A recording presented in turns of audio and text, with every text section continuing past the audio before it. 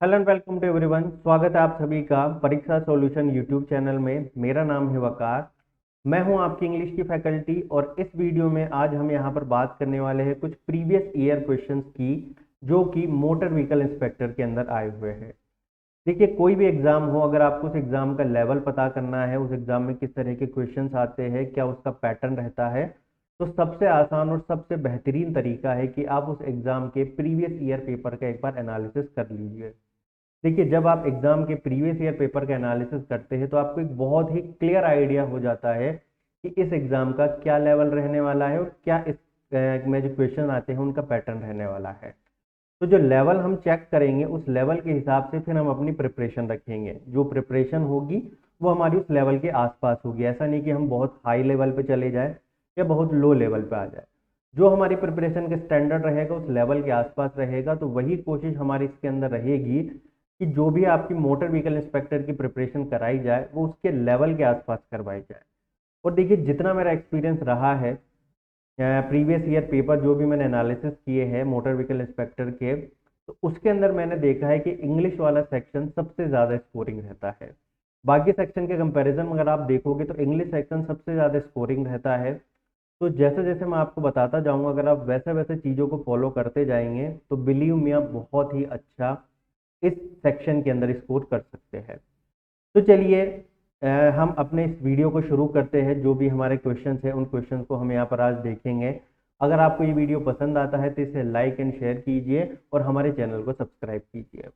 तो देखिए, पहला सवाल आपके सामने है। पहले सवाल में हमें एक वर्ड दिया गया है साइट, CITE, और इसका नियरेस्ट मीनिंग वर्ड हमसे पूछा है। देखो, एक तरह से सिनोनिम की यहाँ पे बात की गई है कि साइट वर्ड है, इसका कुछ ना कुछ मीनिंग होगा।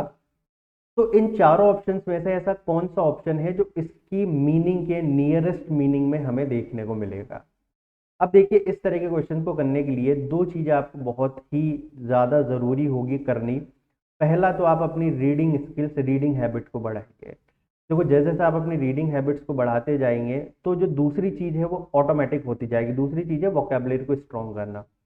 तो जैसे जैसे आप चीज़ें पढ़ते जाएंगे, आप न्यूज़पेपर पढ़िए, आप कोई और आर्टिकल पढ़िए, कोई आप नॉवल पढ़िए, तो उसके अंदर जो भी आपको वर्ड देखने को मिलेंगे उन वर्ड को आप नोट करते जाइए।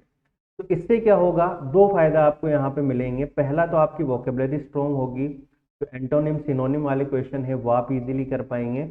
दूसरा, देखो, एक रीडिंग कॉम्प्रहेंशन आता है जिसे हम नॉर्मल लैंग्वेज में पैसेज बोलते हैं। तो एक पैसेज हमें यहाँ पे देखने को मिलता है। उस पैसेज में आपको 5 क्वेश्चंस मिलेंगे। तो उस पैसेज को आपको पढ़ना है, समझना है और उस पैसेज में जो बातें बोली गई है उसके हिसाब से आपको उसके क्वेश्चंस को सॉल्व करना है। तो वो भी आपका एक आसान हो जाएगा अगर आप अपनी रीडिंग हैबिट्स को बढ़ाते हैं तो दो काम हमें यहाँ पे करने हैं। रीडिंग हैबिट्स को बढ़ाना है और रीडिंग हैबिट्स को बढ़ाने के साथ साथ हमें अपनी वोकेबलरी स्ट्रॉन्ग करनी है, जिससे कि हमारे वोकेब से रिलेटेड क्वेश्चन भी सॉल्व हो जाएंगे और दूसरा हमारा रीडिंग कॉम्प्रहेंशन भी यहाँ पे इजीली हम कर पाएंगे। तो चलिए देखिए, वर्ड हमें यहाँ पर दिया गया है साइट, CITE, और इस साइट वर्ड का जो नियरेस्ट मीनिंग है वो नियरेस्ट मीनिंग हमें यहाँ पे बताना है। अब देखिए, अगर मैं यहाँ पे बात करूँ तो साइट का क्या मतलब होता है। जो साइट वर्ड है, साइट वर्ड का यहाँ पे मतलब है किसी भी चीज को मेंशन करना है। इसका मतलब क्या होता है, इसका मतलब होता है मेंशन समथिंग। ठीक है, इसका मतलब क्या होगा, मेंशन समथिंग, किसी भी चीज को मेंशन करना। या दूसरा इसका एक और मीनिंग होता है, वो होगा कि कोई भी आप बात बोल रहे हो, ठीक है, वो बात उससे पहले किसी बड़े महापुरुष ने बोल दी या कोई ऑर्गेनाइजेशन, जैसे सुप्रीम कोर्ट ने आपको कोई भी रूलिंग यहाँ पे दे रखी हो और आप कोई भी किसी भी चीज पे डिबेट कर रहे हैं या कोई भी आप अपनी बात किसी के सामने रख रहे हैं, और अगर आप सुप्रीम कोर्ट की उस रूलिंग का रेफरेंस यूज करते हैं अपनी बातों के दौरान, तो उसे भी यहाँ पर साइट बोला जाता है। जैसे फॉर एग्जांपल मैं आपको यहाँ पे बताऊं कि अभी दिल्ली हाई कोर्ट ने एक रूलिंग दी थी कि अगर कोई व्यक्ति अकेला अपनी कार में सफर करेगा तो उसको मास्क लगाना जरूरी है। अब कोई आदमी अकेला जा रहा है और अपनी कार में जा रहा है और मान लो उसने मास्क नहीं लगा रखा, उसको ट्रैफिक पुलिस पकड़ती है। ट्रैफिक पुलिस पकड़कर उसको बोलती है कि सर आपने मास्क क्यों नहीं लगाया, तो वो बोलता है कि भाई ऐसा तो कुछ रूल नहीं है, कहीं ऐसा है नहीं कि अकेला आदमी मास्क लगाएगा, जबकि दिल्ली हाई कोर्ट ये रूलिंग दे चुका है। तो अगर अब ट्रैफिक पुलिस वाला दिल्ली हाई कोर्ट का जो रूलिंग है उसको सामने वाले पर्सन को बताता है, ठीक है, तो इसको बोलते हैं कि वो उस रूलिंग को साइट कर रहा है, मतलब उस रूलिंग को वो मेंशन कर रहा है, जो भी जजमेंट आया है, जो भी उन्होंने आदेश निकाला उस आदेश को वो मेंशन वहां पे कर रहा है। ठीक है, तो ये वर्ड होता है, ये मीनिंग होता है साइट का। समझ में आ रही है मेरी बात? यानी कोई भी बात बोली गई है उसको मेंशन करना, या कोई भी बात है उसको एज ए प्रूफ बोलना। ठीक है, जैसे मान लीजिए कोई भी अहिंसा के ऊपर कोई भी एक डिबेट चल रही है, तो वहां पर अगर आप महात्मा गांधी की किसी बात को बोलेंगे जो महात्मा गांधी ने बोली होगी, तो आप उसको अगर मेंशन वहां पे करते तो उसे भी साइट बोला जाएगा। तो ये एक मीनिंग होता है साइट का, टू मेंशन समथिंग। अब देखिए यहाँ पे हमें वर्ड दे रखा है, एक तो मेमोराइज है, दूसरा है हमारे पास सी क्लियरली, तीसरा है पॉइंट आउट विथ फिंगर, और चौथा है हमारे पास कॉट। मेमोराइज का देखो यहाँ पे मतलब होता है किसी भी चीज को कंठस्थ करना। ठीक है, कोई भी आप बुक पढ़ते हो या कोई भी और चीज आप पढ़ते हो, ठीक है, तो अगर आप उसको कंठस्थ याद कर लेते हो, बाय हार्ट अगर आप उसको कर लेते हो, तो उसको हम बोलते हैं मेमोराइज करना। तो मेमोराइज करने का और मेंशन करने का तो कोई रिलेशन यहाँ पे बनने वाला है नहीं। दूसरा यहाँ पे हमारे पास सी क्लियरली। तो देखो जो सी क्लियरली है, इस सी क्लियरली का यहाँ पे मतलब होगा कि किसी भी चीज को यहाँ पर बिल्कुल क्लियर तरीके से देखना, तो इसका भी साइड से कोई लेना देना है नहीं। तीसरा यहाँ पे हमारे पास है पॉइंट आउट विद फिंगर। तो देखो जो पॉइंट आउट विद फिंगर है, इस पॉइंट आउट विद फिंगर का मतलब होता है किसी को ब्लेम करना, किसी के ऊपर उंगली उठाना, किसी के ऊपर लांछन लगाना, तो ये भी इसका मतलब होगा नहीं। चौथा यहाँ पर दे रखा है कॉट। ये आपने वर्ड जरूर सुना होगा कि किसी को भी कॉट करना, किसी ने कोई बात बोली है तो उसको कॉट करना। जैसे मैं कुछ भी यहाँ पे बोल रहा हूँ कि जैसे सफाई के ऊपर अगर मैं बात कर रहा हूँ, तो मैं बोल सकता हूँ सामने वाले से कि महात्मा गांधी ने कहा है कि सफाई एक बहुत ही ज़रूरी चीज़ है। ठीक है, तो उस चीज़ को आप उस पर्सन को कोट कर सकते हैं कि कोई भी अगर आप चीज़ बोल रहे हो तो सामने किसी पर्सन ने या किसी ऑर्गेनाइजेशन ने वो बात बोली हो, तो आप उसका रेफरेंस लेकर आप उस चीज़ को बोल रहे हो, तो वो भी एक कोट करना होता है। तो यहाँ पे साइट और कोट समझ में आ रहा है, दोनों का क्या मतलब होगा, किसी भी चीज़ का रेफरेंस लेकर उसको बोलना या किसी भी चीज़ को मेंशन करना। तो साइट का जो सबसे नियरेस्ट वर्ड होगा, सबसे नियरेस्ट मीनिंग वाला जो वर्ड होगा, वो क्या होगा, यहाँ पर पॉट होगा। तो इसमें जो आंसर हमें यहाँ पर मिलेगा वो आंसर क्या होगा, ऑप्शन नंबर 4 हमारा यहाँ पे आंसर होगा। तो आई होप ये आपको क्लियर होगा, साइट और पॉट के बारे में जो दोनों चीजें थी वो आई थिंक आपको यहाँ पर क्लियर होगी। चलिए बढ़े अगले सवाल की तरफ। अगले क्वेश्चन में हमें बोला गया है कि मेडल, MEDDLE, इस मेडल वर्ड का सिनोनिम आपको यहाँ पे बताना है। ठीक है, मेडल वर्ड आपको यहाँ पर दे रखा है और इस मेडल वर्ड का सिनोनिम हमें यहाँ पे बताना है कि भाई क्या इसका यहाँ पर सिनोनिम होने वाला है। देखो मेडल का मतलब होता है कि बीच में हम अपनी जनरल लैंग्वेज में यहाँ पे बोलते हैं कि इंटरफेयर करना, दखल अंदाजी करना, टांग अड़ाना, बीच में उंगली करना। ठीक है, तो ये चीज ये मतलब होता है मेडल का कि दो लोगों के बीच का झगड़ा है, अगर कोई तीसरा आगे उसमें करा तो वो मेडलिंग उसके अंदर कर रहा है। ठीक है, इंटरफेयर करा, दखल अंदाजी कर रहा है, तो मेडल का मतलब होता है दखल अंदाजी करना। अब यहाँ पे हमें दे रखा है पहला वर्ड डिसरिगार्ड। देखो डिसरिगार्ड का मतलब होता है किसी का अनादर करना या किसी की उपेक्षा करना। तो दखल अंदाजी, अनादर, उपेक्षा करना, ये तो कोई सिनोनिम हुए नहीं। दूसरा यहाँ पे हमें दे रखा है इंटरफेयर करना। बिल्कुल अभी मैंने आपको यहाँ पे बताया मेडल का मतलब इंटरफेयर करना होगा। तो इसका जो हमें आंसर मिलेगा वो आंसर हमें क्या मिलेगा, ऑप्शन नंबर 2 यहाँ पे इसका आंसर होगा। देखिए तीसरा वर्ड है यहाँ पर ओवरलुक करना। ओवरलुक का भी मतलब होता है अनदेखी करना या उपेक्षा करना। तो 1 और 3 तो यहाँ पे सिमिलर हो गए। चौथा यहाँ पे हमें दे रखा है सेंटर। सेंटर का मतलब क्या होता है, बीच। ठीक है, केंद्र बिंदु हम बोलते हैं इसको जनरल लैंग्वेज में। तो ये भी इसका यहाँ पे सिनोनिम होगा नहीं।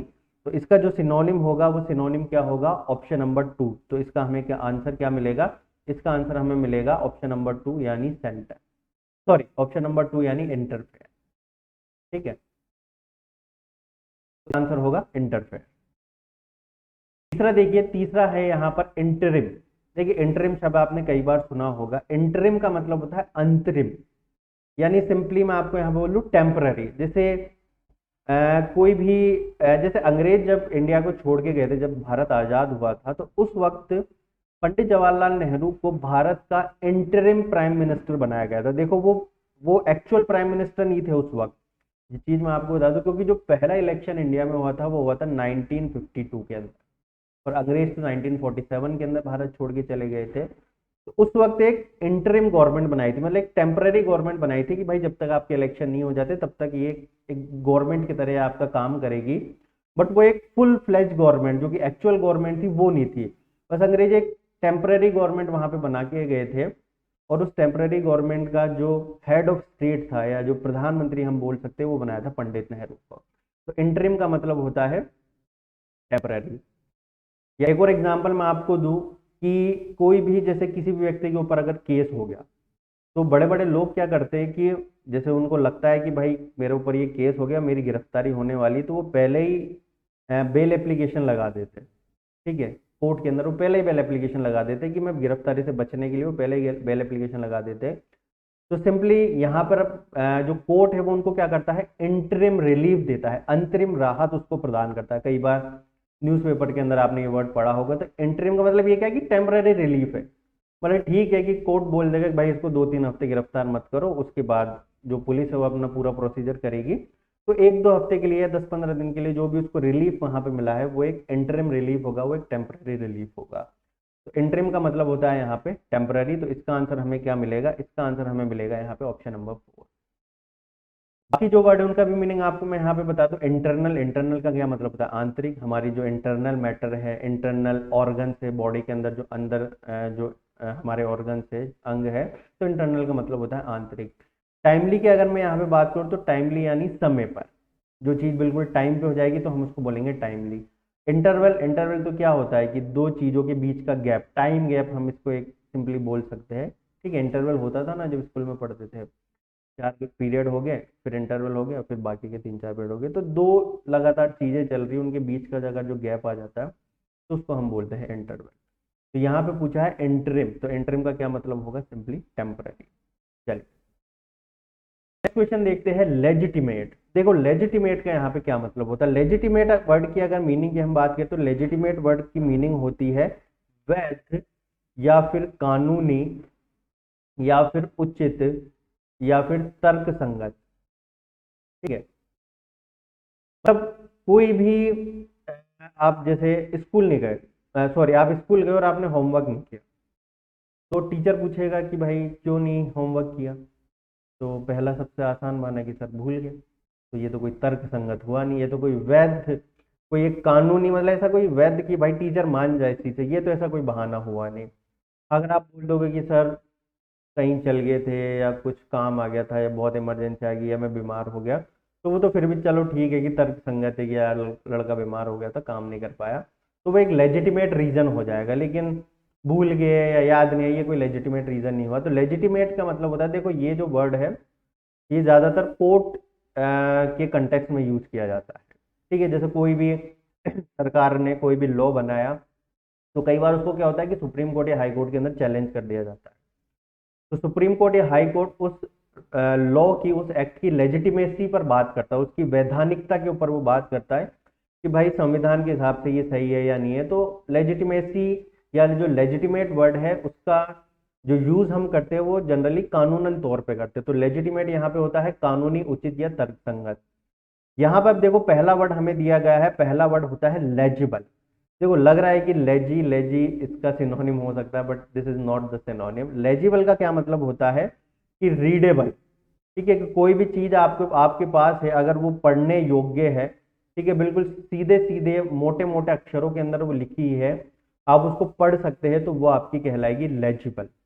वैलिड एक इसका सिनोनिम है, बिल्कुल तर्क संगत या वैध, कोई भी वैलिड रीजन, लेजिटिमेट रीजन। ठीक है, तीसरा है यहाँ पर इंटीमेट। देखो इंटीमेट का यहाँ पे मतलब होता है इन्फॉर्म करना या रिपोर्ट करना। आप लिखते जाइए वर्ड का साथ साथ मीनिंग, इन्फॉर्म करना या रिपोर्ट करना। देखो इसका सिंपल मैं आपको एग्जांपल बता दूं कि जब भी आपको एग्जाम का फॉर्म भरते हो, तो जैसे 10 तारीख को एग्जाम है मान लो, तो 7 या 8 तारीख को, जैसे मान लो आपने आईबीपीएस का एग्जाम का फॉर्म भरा, तो 7 या 8 तारीख को आईबीपीएस क्या करेगा, आपको मैसेज भेजेगा कि भैया आपका रजिस्ट्रेशन नंबर है और आपका एडमिट कार्ड आ गया, तो आप ये चेक कर लीजिए। तो वो होता है इंटीमेशन ऑफ द एग्जाम या intimation of the call letter. मतलब कॉल लेटर आ गया, एग्जाम होने वाला है, इन चीजों के बारे में आपको जो ऑर्गेनाइजेशन है वो एक तरह से इन्फॉर्म कर रही है। ठीक है, कई बार आप अपने जो भी कई एग्जाम देने जाओ तो उसके एडमिट कार्ड पे देखना या आपके पास मेल आ जाता है या फिर आपके पास टेक्स्ट मैसेज आ जाता है, तो इंटीमेशन ऑफ द एग्जाम, मतलब एग्जाम के बारे में आपको इन्फॉर्म किया जा रहा है, आपको बताया जा रहा है, आपको रिपोर्ट किया जा रहा है। तो इंटीमेट का मतलब होता है रिपोर्ट करना या फिर इन्फॉर्म करना। चौथा यहाँ पे हमारे पास वर्ड है जेंटल। देखो जेंटल तो सबको पता होगा, जेंटलमैन मतलब सज्जन आदमी, भद्र पुरुष। या जेंटल का मतलब होता है सौम्य। जैसे कोई छोटा बच्चा होता है, अगर आप उसको टच करते हो तो कितना सॉफ्ट सॉफ्ट होता है, ठीक है, तो उसका जो टच होगा वो कैसा होगा, जेंटल टच होगा। जेंटल का क्या मतलब होगा, सौम्य। तो यहाँ पे बात की है लेजिटिमेट की, तो लेजिटिमेट का क्या मतलब होगा, कानूनी, तर्क संगत, वैध, यानी ऑप्शन 2 यहाँ पे हमारा इसका आंसर होगा। तो इसका जो आंसर होगा, ये आंसर क्या होगा हमारे पास, ऑप्शन नंबर 2 यहाँ पे हमारे पास इसका आंसर होगा। क्लियर। चलिए बढ़ते हैं हमारे अगले सवाल की तरफ। वर्ड हमें दे रखा है जेस्ट। इस जेस्ट का सबसे नियरेस्ट मीनिंग यानी सिंपली इसका भी हमें क्या बताना है, सिनोनिम यहाँ पे बताना है। तो देखो जो जेस्ट वर्ड होता है, इस जेस्ट वर्ड का जो मतलब होगा वो मतलब होता है बहुत ही उत्तेजक या बहुत ही दिलचस्प। क्या मतलब होगा इसका, बहुत ही उत्तेजक या बहुत ही दिलचस्प। तो एनर्जी, देखो एनर्जी का मतलब होगा शक्ति, ताकत। तो ये थोड़ा थोड़ा रिलेट कर रहा है कि भाई एनर्जी होगी तो आदमी थोड़ा उत्तेजक हो सकता है, बट ये बहुत ही ज्यादा अच्छे से इसको रिलेट नहीं कर पा रहा। इसको ज्यादा अच्छे से रिलेट कर पा रहा है ऑप्शन 2, एंथुजियाज्म। ठीक है, एंथुजियाज्म का क्या मतलब होता है कि बहुत ही उत्तेजक या बहुत ही दिलचस्प या बहुत ही जिसके अंदर जोश हो, उमंग हो, उत्साह हो, उस चीज को हम बोलते हैं एंथुजियाज्म। ठीक है, तो इसका जो आंसर होगा वो होगा हमारे पास ऑप्शन नंबर 2। नेक्स्ट हमें यहाँ पे दे रखा है गेनफुल। तो जो गेनफुल होगा, उस गेनफुल का यहाँ पे मतलब होता है लाभदायक। गेन का क्या मतलब होता है, लाभ, तो गेनफुल मतलब लाभदायक। और चौथा हमें यहाँ पे दे रखा है हेल्थी। तो हेल्थी का तो सबका सबको मतलब पता है, क्या मतलब होता है, स्वस्थ। तो इसमें जो हमें आंसर मिलेगा वो आंसर क्या मिलेगा, ऑप्शन नंबर 2 हमें यहाँ पे इसका आंसर मिलेगा। क्लियर। अगला सवाल देखिए। अगले सवाल में हमें बताना है, देखो अब ध्यान से पढ़ना। कई बार क्या होता है कि हम सिनोनिम सिनोनिम देख जाते, अब अगले में देखा ही नहीं कि सिनोनिम पूछा है कि एंटोनिम पूछा है, और सिनोनिम ढूंढने लग जाते तो गलत हो जाता है। तो हमें बताना है कि कंसील इस वर्ड का अपोजिट क्या होगा, मतलब सिंपली हमें यहाँ पे क्या बताना है, इसका एंटोनिम हमें यहाँ पे बताना है। तो देखिए जो वर्ड है यहाँ पे हमारा कंसील, इस कंसील वर्ड का जो मीनिंग होता है, 1 मिनट,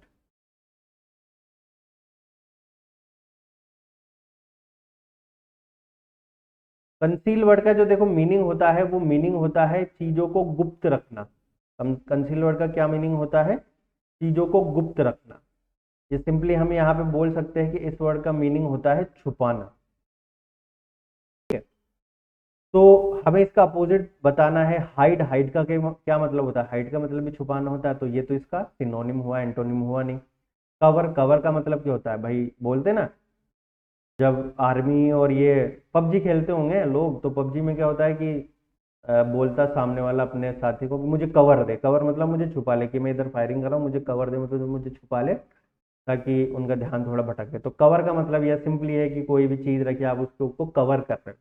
ठीक है, कॉपी किताब के ऊपर कवर चढ़ा रहे हो, मतलब आप उसको छुपा रहे हो एक तरह से। ठीक है, डिस्कवर और रिवील। अब देखो यहाँ पर इन दोनों वर्ड्स में बहुत कंफ्यूजन होती है, इन दोनों वर्ड्स को ध्यान से। डिस्कवर और रिवील, डिस्कवर का मतलब होता है खोज करना, और रिवील का मतलब होता है कि पर्दा हटाना, पर्दा उठाना। तो यहाँ पे देखो क्या कंफ्यूजन होती है कि डिस्कवर को कई लोग टिक करके आ जाते हैं, बट ज्यादा जो सही इसका आंसर होगा, वो ज्यादा सही आंसर इसका क्या होगा, रिवील। वो कैसा होगा वो मैं आपको बताऊँ। देखो डिस्कवर का मतलब होगा कि किसी भी चीज को आप खोज रहे हो, मतलब एक ऐसी चीज जिसके बारे में आपको आज से पहले पता नहीं था। एक ऐसी चीज जिसके बारे में आपको आज से पहले पता नहीं था, आपको वो चीज पहली बार मिली है, तो वो आपने क्या की है, डिस्कवर की है। लेकिन कंसील में ऐसी पहली बार वाला कोई कॉन्सेप्ट नहीं है। रिवील के अंदर जरूर यहाँ पे है कि रिवील का क्या मतलब होता है कि कोई भी आपके पास राज है, कोई भी आपके पास एक सीक्रेट है, उस सीक्रेट को आप किसी सामने वाले को बता रहे हो। ठीक है, मतलब कोई गुप्त राज था, उस गुप्त राज को आप किसी सामने वाले को बता रहे हो, तो आप उसको क्या कर रहे हो, एक तरह से रिवील कर रहे हो। ठीक है, उस पर से आप पर्दा हटा रहे हो। तो कंसील का जो यहाँ पे अपोजिट होगा वो क्या होगा, रिवील करना। देखो डिस्कवर का मतलब खोज करना होता है, डिस्कवर का मतलब भी होता है कि किसी चीज का पता लगाना। तो कई लोग सोच सकते हैं कि सर ये भी इसका एंटोनिम हो सकता है, लेकिन ज्यादा सही एंटोनिम इसका रिवील होगा। क्योंकि डिस्कवर में क्या है कि कोई चीज आप पहली बार, मतलब आपको आज से पहले इसके बारे में पता नहीं था और आप पहली बार इसके बारे में आपको पता चल रहा है, पहली बार ये आपके सामने आ रही है, पहली बार आपने इस चीज को ढूंढा है, तो वहां पे हम डिस्कवर वर्ड का यूज करते हैं। लेकिन रिवील में क्या है कि कोई चीज आपको पहले से पता है। भाई राज पता होगा, उस जो राज होगा वो आपको पहले से ही पता होगा, तभी तो आप उसके ऊपर से पर्दा हटाएंगे। राज को डिस्कवर थोड़ी करेंगे, राज को खोजेंगे थोड़ी, सीक्रेट को खोजा थोड़ी जाता है, सीक्रेट को तो रिवील किया जाता है। तो इसमें जो हमें आंसर मिलेगा वो आंसर क्या मिलेगा हमें, ऑप्शन नंबर 4 हमारा यहाँ पे इसके अंदर आंसर। क्लियर। चलिए अगले क्वेश्चन की तरफ बढ़ते हैं। अगला क्वेश्चन है यहाँ पे हमारे पास प्रॉस्पेरिटी। प्रॉस्पेरिटी का हमें यहाँ पर एंटोनिम बताना है। देखो यहाँ पे भी अपोजिट मीनिंग हमें बताना है। देखो प्रॉस्पेरिटी का मतलब होता है समृद्धि। प्रॉस्पेरिटी का मतलब होता है क्या, समृद्धि। ये किसी लड़की का नाम नहीं है। प्रॉस्पेरिटी जनरली हम रिलेट करते हैं इकोनॉमिक कंडीशन से। किसी के पास अगर बहुत पैसा है तो हम उसको बोलेंगे कि ये प्रॉस्पेरस है। ठीक है, कोई देश में अगर बहुत पैसा आ रहा है, कोई देश के लोगों के पास अच्छा खासा पैसा है, तो एक प्रॉस्पेरस कंट्री वो होगा।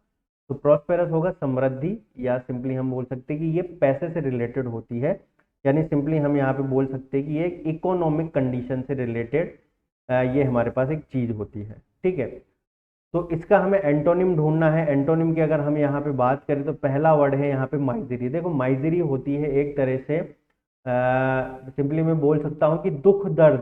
ठीक है, दुख दर्द की जो कंडीशन होती है, उस दुख दर्द की कंडीशन को हम यहाँ पे क्या बोलते हैं, माइजरी।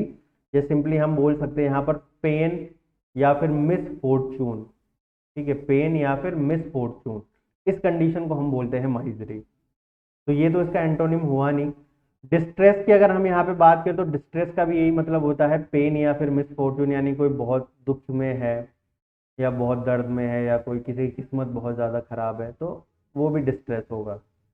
एडवर्सिटी की हम यहाँ पे बात करें तो एडवर्सिटी यहाँ पर इसका एक प्रॉपर एंटोनिम होगा। एडवर्सिटी का मतलब होता है एक डिफिकल्ट सिचुएशन, यानी कर्जे से रिलेटेड अगर एक सिचुएशन अगर आपके पास आ गई, एक डेब्ट रिटर्न एडवर्सिटी। कोई किसान है, वो पहले बहुत उसके पास अच्छा खासा पैसा था, ठीक है, अच्छी खासी फसल उसकी बिक्री थी, लेकिन एक कंडीशन ऐसी है, एक टाइम ऐसा है कि उसकी फसल वसल बिकना थोड़ी कम, मतलब उतने अच्छा उत्पादन नहीं हो पा रहा। ठीक है, बारिश आ गई, ओले पड़ गए, उसकी फसल नष्ट होगी, तो साहूकारों से ब्याज ले रहा है। ठीक है, तो वो कर्जे में दबता जा रहा है, तो वो प्रॉस्पेरिटी से कहाँ जा रहा है, एडवर्सिटी के अंदर हो जा रहा है। तो इसका जो ज़्यादा बेटर मीनिंग होगा वो होगा यहाँ पर एडवर्सिटी। तो देखो पोवर्टी, ये भी गरीबी होता है, ये भी एक ठीक ठाक इसका एंटोनिम हो सकता है, लेकिन ज़्यादा नियरेस्ट जो वर्ड होगा वो होगा यहाँ पर इसका एडवर्सिटी।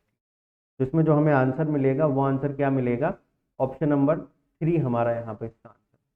क्लियर। चलिए बढ़ते हैं अगले सवाल की तरफ। Opposite of harmony. देखो हार्मोनी का मतलब होता है सामंजस्य। आपने सुना होगा कम्युनल हार्मनी। कम्युनल हार्मनी मतलब दो समुदायों के बीच में, दो धर्मों के बीच में रिलीजियस हार्मोनी। ठीक है, तो उनके बीच में जो प्यार मोहब्बत का, जो सौहार्द का जो रिश्ता होता है, उसे हम बोलते हैं हार्मनी। अब प्यार मोहब्बत का अपोजिट क्या होगा, लड़ाई झगड़ा, ऑब्वियस सी बात है। तो यहाँ पे जो पहला वर्ड हमें दे रखा है कॉन्फ्लिक्ट, ये कॉन्फ्लिक्ट इसका यहाँ पे हमारे पास अपोजिट वर्ड है। तो इसमें तो जो हमें आंसर मिलेगा वो आंसर क्या मिलेगा, ऑप्शन ए ही हमें यहाँ पर इसका आंसर मिलेगा। हार्मोनी का जो अपोजिट होगा वो क्या होगा, कॉन्फ्लिक्ट। देखो यूनिटी क्या होगा, यूनिटी मतलब यूनिटी होता ना कि एक होगी चीज है। ठीक है, ठीक है। हार्मलेस, हार्म का मतलब क्या होता है, नुकसान करना, और हार्मलेस का क्या मतलब होता है, जो नुकसान न करे, मतलब अहानिकारक। मोशन का मतलब होता है गति करना, मोशनलेस मतलब जो स्थिर है। तो इसमें जो बेटर आंसर होगा, जो प्रॉपर आंसर होगा हमारा, वो क्या होगा, option A, that is conflict. तो हार्मोनी का अपोजिट क्या होगा, कॉन्फ्लिक्ट। बट अगले सवाल की तरफ।